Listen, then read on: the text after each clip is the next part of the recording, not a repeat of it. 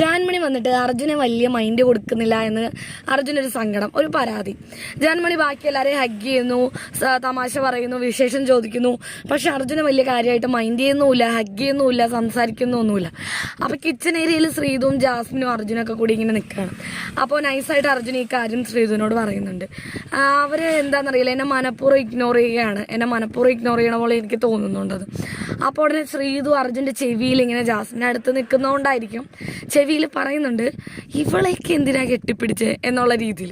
കാരണം ജാൻമണി വന്നപ്പോൾ തന്നെ ജാസ്മിനെ കെട്ടിപ്പിടിച്ചു. ജാസ്മിനുമായിട്ട് പല പ്രശ്നങ്ങളും ഉണ്ടായത് ശ്രീതുവിനും അറിയാം. പക്ഷെ പുറത്ത് നിന്ന് കഴിഞ്ഞിട്ട് ഇൻ്റർവ്യൂസിലോ മറ്റോ ഒരു കാര്യത്തിലോ ജാസ്മിനെ പറ്റി അങ്ങനെ മോശമായിട്ടൊന്നും പറഞ്ഞിട്ടില്ല ജാൻമണി.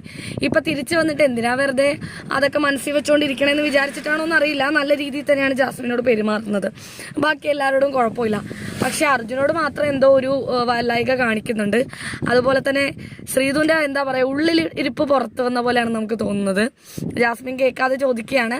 ശ്രീതുവിനെയൊക്കെ ഹഗ് ചെയ്തിരുന്നു, പക്ഷേ ജാസ്മിനോട് കാണിക്കുന്ന അത്ര ഒരു ഇത് ശ്രീതുവിനോട് കാണിക്കാത്തതുകൊണ്ടാണോ എന്നറിയില്ല.